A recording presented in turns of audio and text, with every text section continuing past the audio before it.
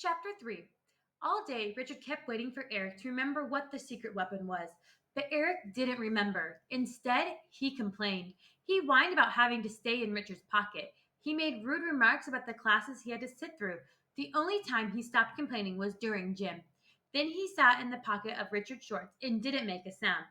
After gym, he confessed that the smell of the basketball reminded him of Ingvar, his girlfriend on Ganoop. But at last the school day was almost over. Only Art was left, Richard's favorite.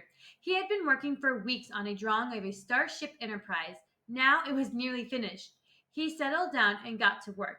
Using a silver crayon, he drew in the one last fin on the ship's side. Isn't this great? He asked Eric silently. Now that he knew he could send thoughts to little alien, he was beginning to like it. Primitive, Eric answered Eric. Besides, inner space beaming is much cheaper. But what if you don't know exactly where you're going? Captain Kirk was never has a definite destination. He spends his time on the Enterprise exploring space, looking for strange new worlds. Get real. We have enough problems in the world we know already, thanks to our friends the Drains, in case you haven't forgotten. Richard threw down his crayon. How could I forget? He said out loud. Too late, he remembered about sending thoughts silently. What if someone in class heard him talking to himself? They would think that he was crazy. But no one even looked at him. His whole class was watching in silence as Dorf worked on his art project. Richard wondered why everyone was so impressed. After all, it was only a little white paper pyramid. Mrs. Logan walked over to Dorf's desk. Dorf smiled one of his big smiles up at her. Her eyes got a little funny and glassy as she smiled back. How beautiful, she said to Dorf. So three-dimensional. Henry was sitting next to Dorf. He stared at Dorf's pyramid for a long time. Then he stared at his own crayon drawing of two dinosaurs. Then he looked back at Dorf's pyramid again. Miss Logan, can I make something new? He asked. What would you like to make, Henry? Asked Miss Logan. Something three-dimensional like Dorf. What a nice idea, said Miss Logan. Of course, go ahead.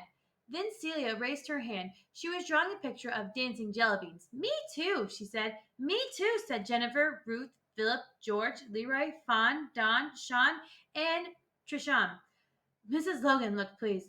If you'd all like to try something new, go right ahead, she said. The whole class got up. They walked to the supply table and took what was left of the white paper. Then they walked back to their seats and began making little white pyramids. They looked like a bunch of robots, thought Richard. Mrs. Logan came over to him. Is something wrong? She asked. Don't you want to try something new too? Not really, said Richard. I haven't finished my starship yet. Suddenly, Mrs. Logan leaned closer. What's on your hand? She asked. Are you bleeding? Richard looked at his fingers. Yikes, the tips were bright red. Blood was oozing out from under his fingernails. Richard grabbed his hand. How is this happening? I didn't cut myself. I'm sure of it. Out of the corner of his eyes, he saw a dwarf smile. Why? Don't look at his teeth, Eric told him. Get out of class. You'd better go to the nurse, said Mrs. Logan. She'll take care of you. Richard stood, holding his hand stiffly. Henry tore his eyes away from the pyramid. Does it hurt? He asked.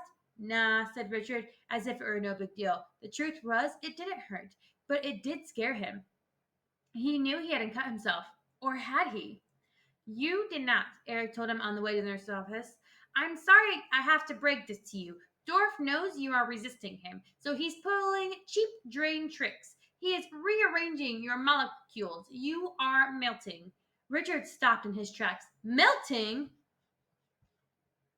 Well, dissolving is more like it, said Eric.